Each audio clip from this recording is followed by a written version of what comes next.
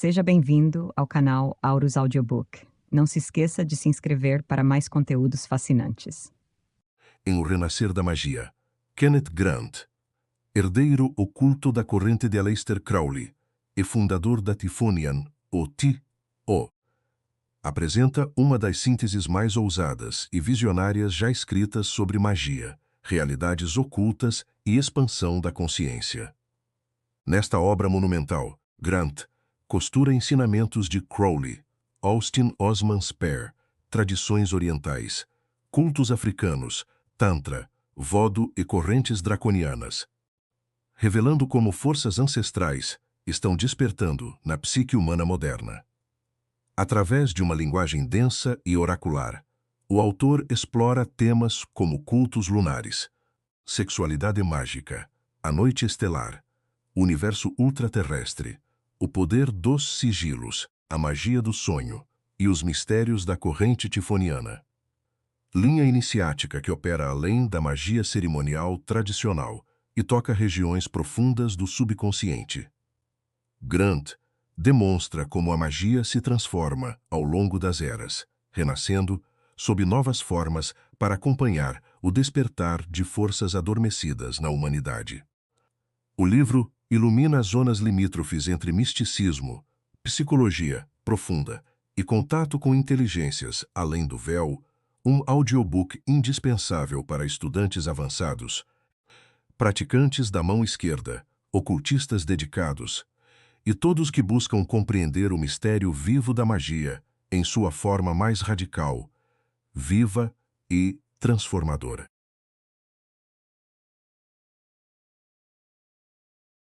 Renascer da Magia, as bases metafísicas da magia sexual, Kenneth Grant.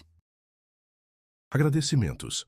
O autor tem à sua disposição todo o corpo de escritos de Aleister Crowley, publicados e não publicados, e deseja agradecer ao Sr. John Simons, o executor literário de Crowley, por permitir completa liberdade no uso destes. Ele também deseja agradecer a Frater Ani Abitilau, nono grau da Ordo Templi Orientis, que tornou acessível uma iniciática obra tântrica sobre a adoração da Suprema Deusa, por um adepto do caminho da mão esquerda, que trouxe muita luz sobre os mistérios draconianos, que Crowley e outros ajudaram a reviver. Prefácio à edição inglesa. Para nós que temos o conhecimento interno, herdado ou conquistado, resta restaurar os verdadeiros ritos de Atis, Adonis, Osíris, de Sete, Serapis, Mitras e Abel. Estas palavras de Aleister Crowley inspiraram-me quando jovem e, imaginando-me como um daqueles para quem elas foram endereçadas, eu logo descobri que, por alguma razão eu não fui capaz de entender, era ao Deus Set que eu estava sendo chamado para honrar. Consequentemente, eu tomei a decisão de penetrar nos mistérios deste, a mais antiga das divindades, e traçar a história de seus ritos de uma antiguidade indefinida até os dias atuais. Quando eu escrevi O Renascer da Magia, 20 anos atrás, eu não tinha nenhuma noção de que o livro transformaria no primeiro de uma série de trilogias nas quais eu ainda estaria engajado nos anos 90. Nem esperava que ele interessasse a ninguém mais além dos ocultistas sérios. As numerosas cartas que eu recebi depois de sua publicação e os frequentes comentários profundos expressos nelas fizeram com que eu planejasse as séries subsequentemente conhecidas como as trilogias tifonianas. Já no final dos anos 80, eu fui pela Scooby esotérica que procurava republicar, sob o título de Saber Oculto às Monografias de Carfax, que eu produzira no início dos anos 60 em colaboração com Steffi Grant. Este projeto levou não somente a tarefa de publicar o próximo dos volumes restantes das trilogias, sob a cuidadosa edição de Christopher Johnson e Caroline Wise, mas também a reimpressão dos títulos anteriores. Assim, eis novamente O Renascer da Magia. Kenneth Grant, Londres, 1990. O conhecedor da verdade deveria ir pelo mundo aparentemente estúpido como uma criança, um louco ou um demônio. Mahavakiaratnamala. Introdução.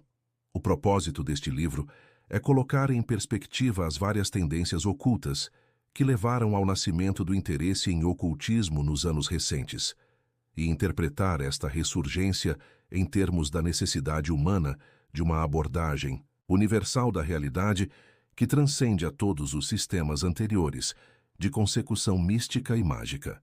A ênfase dada sobre a obra de Aleister Crowley, 1875-1947, deve-se ao fato de que ele encarna, de uma forma altamente concentrada, a tradição mágica que subjaz ao atual renascimento, e por uma razão similar é dado espaço a Austin Osman Spry, 1886-1956, Dion Fortune, 1890-1946, Charles Stansfeld Jones, 188-1950, e outros que, de um modo peculiar próprio, revitalizaram a corrente. Tendo por muitos anos praticado magia K, como um resultado de contato pessoal com Crowley, eu fui capaz de relacionar seu trabalho com os sistemas antigos dos quais ele foi instrumental em reviver.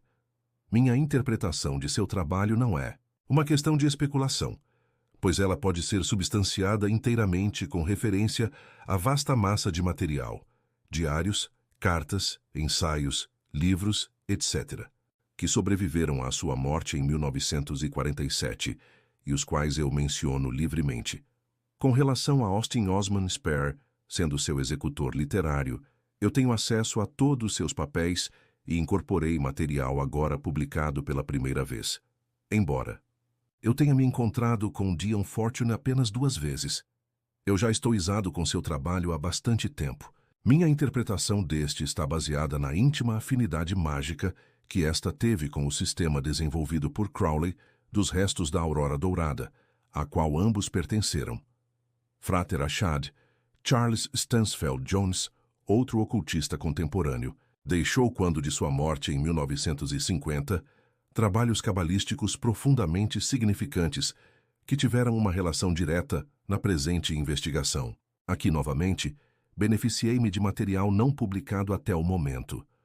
A fim de que este livro possa ter um apelo mais amplo do que seria o caso ele estivesse restrito ao trabalho de adeptos ocidentais somente, sistemas orientais análogos são também discutidos. Em 1946, o ano anterior à morte de Crowley, fui admitido em uma ordem oculta, onde recebi uma interpretação iniciada dos métodos tântricos relacionados ao Vama Marg, ou caminho da mão esquerda, que trata da adoração altamente secreta da deusa Primeva, ou Devi.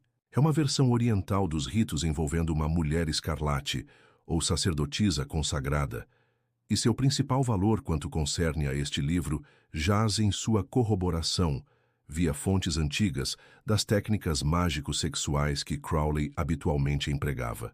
Embora tendo extraído desta e de outras fontes obscuras, eu não ultrapassei os limites, além dos quais o ocultista estabelece como inseguros a si mesmo e aos outros. A questão da discrição em assuntos ocultistas é uma que deveria ser levantada e resolvida ao princípio de um trabalho deste tipo. Os mistérios mais antigos eram de uma natureza física e não metafísica. Havia uma versão esotérica e esotérica deles, correspondendo à lei escrita e oral dos judeus. Porém, contrário ao que se supõe normalmente, a metafísica era a versão esotérica, não vice-versa. Isto é provado conclusivamente pelo 17º capítulo do Livro dos Mortos, que é certamente o mais antigo livro de ensinamentos escritos conhecido pelo homem.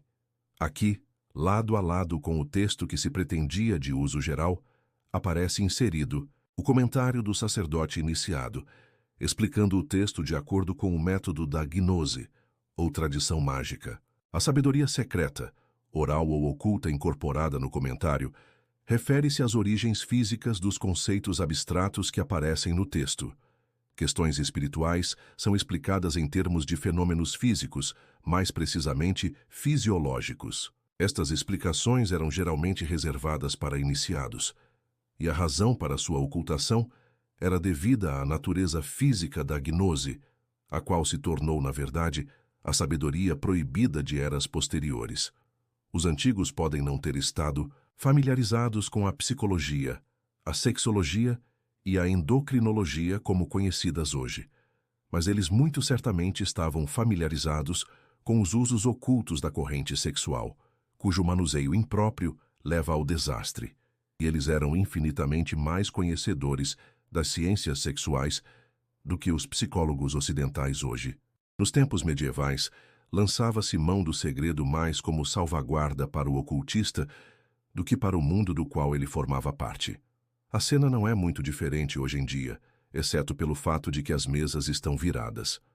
A revelação indiscriminada de fórmulas ocultas frequentemente leva à insanidade e à morte. O despreparado que se mete com processos ocultos está procurando problemas. No domínio da ciência profana, o horror da situação é hoje somente aparente demais. O magista, que era o cientista dos dias passados, era mais sábio que sua contraparte moderna. Ele vedava sua ciência a fim de proteger não somente a ele próprio, mas também ao mundo à sua volta. O leitor irá, portanto, apreciar a razão para o método peculiar empregado na construção deste livro. Eu lancei mão do método testado pelo tempo da metátese simbólica, quando o assunto objeto exigir aquele véu de segredo necessário, não menos hoje do ocultista do que do hierofante dos tempos antigos. Com esta diferença, eu não introduzi vendas, nenhuma declaração deliberadamente enganosa ou alusões vagas às fórmulas que não podem ser mostradas como sendo tão precisas, em sua ação e reação, como suas análogas nas ciências mais ortodoxas. Como alguns dos termos usados neste livro podem não ser familiares aos leitores não habituados com as obras de Aleister Crowley ou com o ocultismo em geral, um exaustivo glossário foi anexado. Finalmente, eu adotei, quando necessário, a ortografia de Crowley da palavra magia, para distingui-la das técnicas cerimoniais com as quais ela está normalmente e quase exclusivamente associada. O conteúdo completo está no site